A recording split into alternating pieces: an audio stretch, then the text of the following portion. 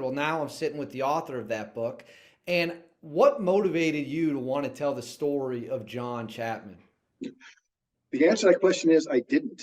I didn't want to tell that story. So John's sister, who ultimately became my co-author, was very passionate about her brother's legacy. She'd been trying to write a book for quite a number of years. John died in 2002. I retired in 2016. Obviously, I was familiar with the events. I knew the Delta Force commander. I knew the combat controllers on the ground. I knew a lot of people involved in what happened out there. But I retired after 31 years, and I'm living at a ski resort in Utah, and I'm writing novels, and I'm a very peaceful guy. If I'm anything, I am in search of peace and balance in my life, at this stage anyway.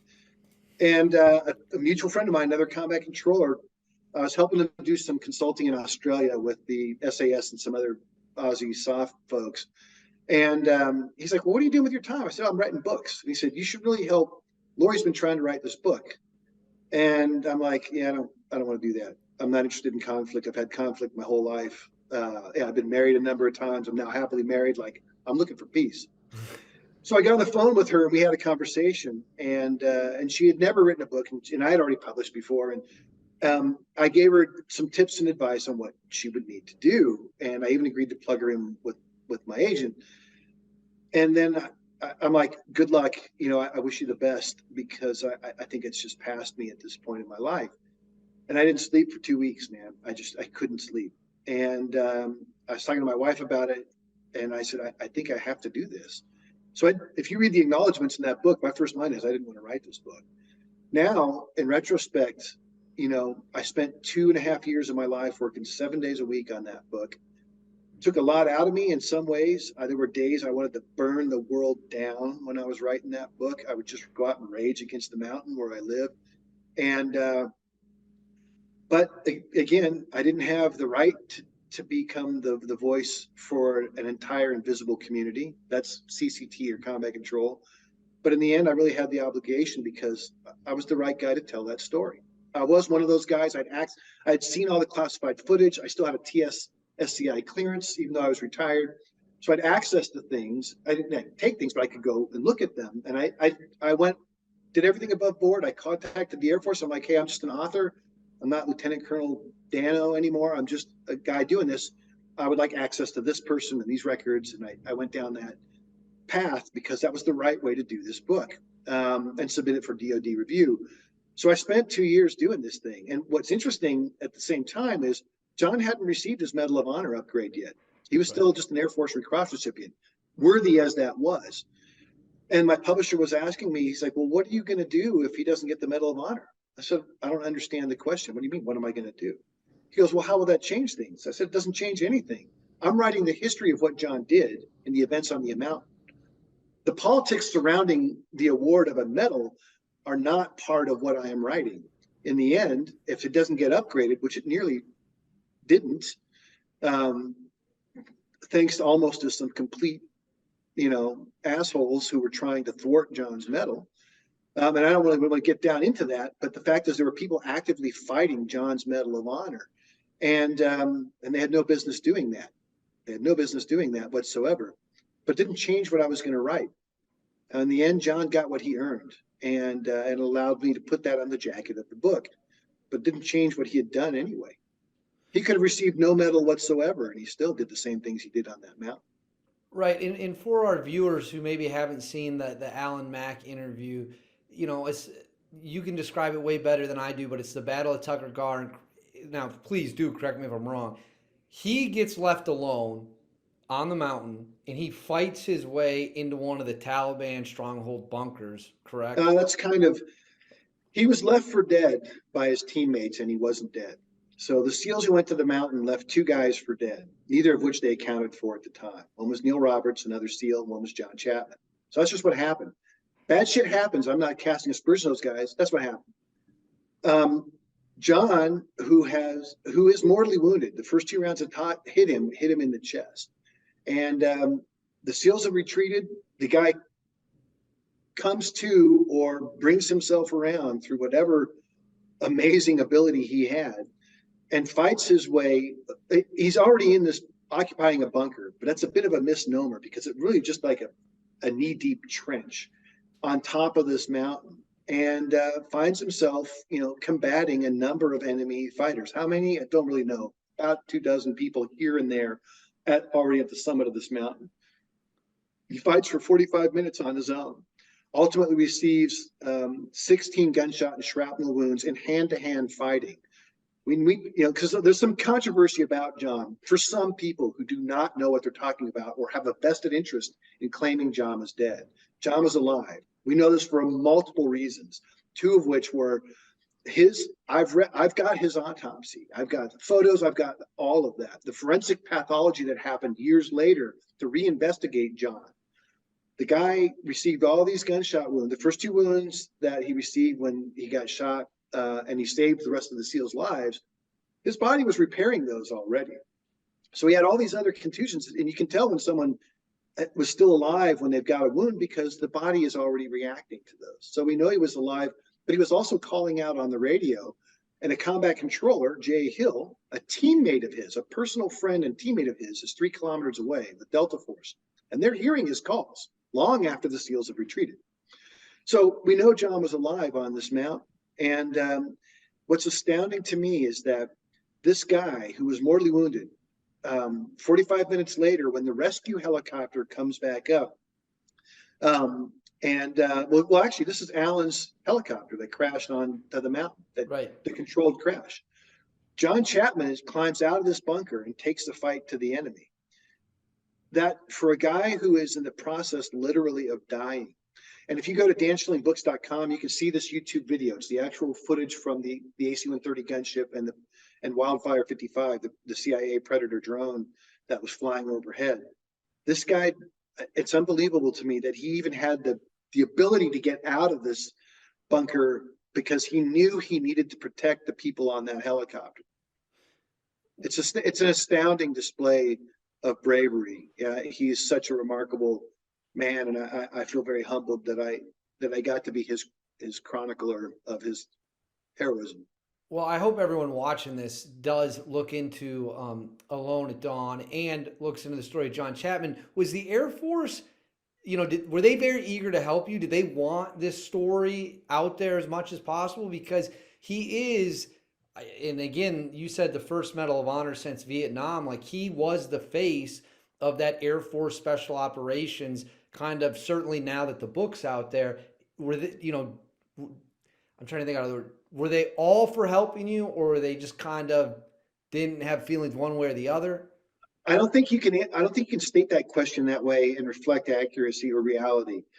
John's medal was awarded in 2018.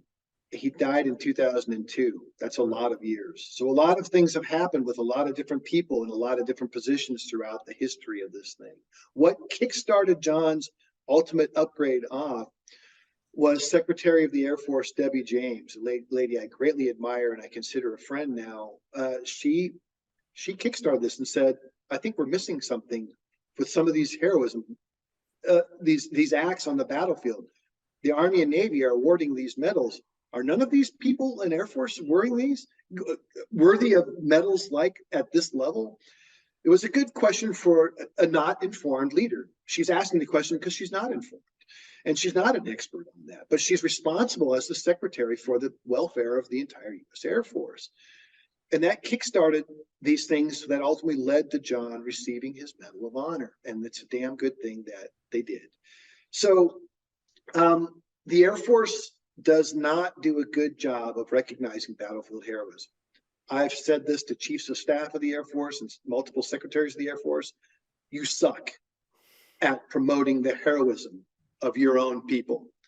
And I don't even understand it because it's in the Air Force's interest to appropriately recognize these heroes.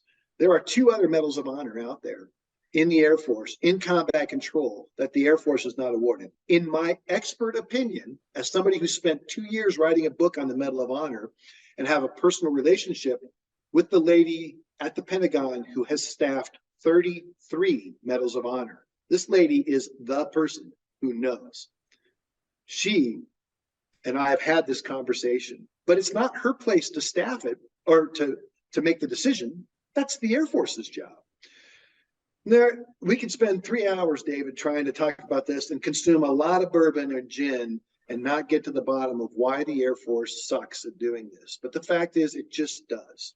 And so I think these two other guys are very deserving, and maybe it'll happen eventually.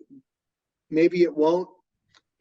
It's past me at this point. I'm just a guy who writes books and flies around the world speaking to people. I don't want to put you on the spot, but are you No, you able can put me on to, the spot. I'll answer any question you want to ask. are you able to name who these two individuals are who you think should have the Medal of Honor? I can. I think they are a guy named Chris Baradat, and I think they are a guy named Bob Gutierrez. And can you get into why you feel that way? Because I'd be very Yeah, curious. because their actions warrant the Medal of Honor I know, based on the criteria for the medal, which is very clearly outlined. And then you can talk to other people who have way more experience and are better experts than I am on this. I'm a layperson expert in the sense that, like any investigative journalist or historian or author of a book that's nonfiction focused on history, you have to become an expert to some degree in what you're talking about. In combat control, man, that's the easy part for me. The Medal of Honor, I had no other experience with that other than a mission I was on. Two guys rightfully earned it and received it, so I'd seen it, but that wasn't. What the hell do I do with the Medal of Honor? I'm just another operator and then later commander of squadrons that does stuff. That's a function of the admin section, the A1 or the J1. Well, I hope if you're saying it, I trust you 100%. You know, obviously, way more than anyone watching this. You said their name was Bob Gutierrez, and then who was the other one, so the viewers can look. Chris Baradat. You can Google that stuff. You'll find stuff from their legacies. They're remarkable people. Just as so many of these people we're talking about today, David. They're all quite remarkable people. And I hope the viewers do that, and I hope the viewers take great pride that there are Americans out there who exist like yourself and these other individuals. I do want to ask, and you don't have to get into it down the road, but you alluded to it, like there has been some pushback, some internal fighting with the John Chapman, the SEAL guy who got the Medal of Honor. Did anyone come to you when you were writing this book and try to persuade you to not do it? Or was there any external pressure to, because that's kind of what happened with the Medal of Honor. There was that spat, which you can research online if you're watching this. Did anyone try to pressure you off of telling John Chapman's true story? I don't think anybody tried to do that. I had, in the course of some of my engagements with certain people from specific communities, where they would try and tell me that my conclusions were wrong. But I'll tell you, forensic pathology and radio communications simply don't lie. Right. And it tends to center around the video. Well, it's this or it's that. What's it mean? And man, that video has been reviewed by the NGIA and the FBI, and everybody has looked at that video. So I tend not to bog down on the video. I don't need the video. The video validates the other things that we conclude based on the facts, that on that morning, John Chapman is calling out in the radio. He was still alive fighting. That's what the physiology shows. And the sun came up in the east. You can argue with any of those three things if you like, but they're all facts. So, and the sun was up while John was alive. So there's some of this narrative like, well, the enemy was so confused by the presence of our operators on the mountain, they were killing each other from a distance of 20 feet, guys who lived together and built these fortifications over the period of several weeks were killing each other in daylight. Well, what? No, how could that happen? So, when you're desperate to try and draw another conclusion, you'll start to draw on different little facts and very small discrepancies or gray areas to try and pull a thread to arrive back at a conclusion that makes you feel better about what you want to say. The other thing that happened when I was writing this book, a friend of mine who's kind of a writing mentor, who's written some brilliant books on military and special ops. He's multiple New York Times bestseller, and he's never been in the military. And I was wrestling with this. I'm like, hey, I'm trying to get this information from these guys. I'm getting stonewalled here, or these guys won't talk to me, and but all the evidence. This is where I've landed.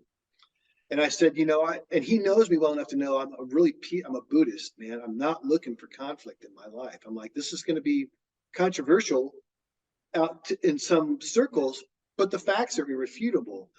I said, I'm not, I'm struggling with this. And he's like, well, there's nothing to struggle with. You don't care if you're on somebody else's Christmas list. Your facts have led you to where you are. This is what you have to write. And I was writing that. It wasn't a question of, I wasn't doubting what I would put down, but it was just this, I'd never been in that space before as a writer, because when you put out a book like Alone at Dawn for the world to read, everybody who reads that book has the right to judge it. Everybody who reads that book has the right to tell you, the author, what the book's about, because that's what the book's about for them. It's the same with music. You can listen to a U2 song, Bad is a brilliant song, or Sunday Bloody Sunday. Like, these songs are about events. But what that song means to me as an American is very different to somebody who lived through the troubles of the 70s in Belfast. So, that was a new experience for me. And I've since learned how to navigate that better, because I've published more books, and you have to be able to stand behind what you've written.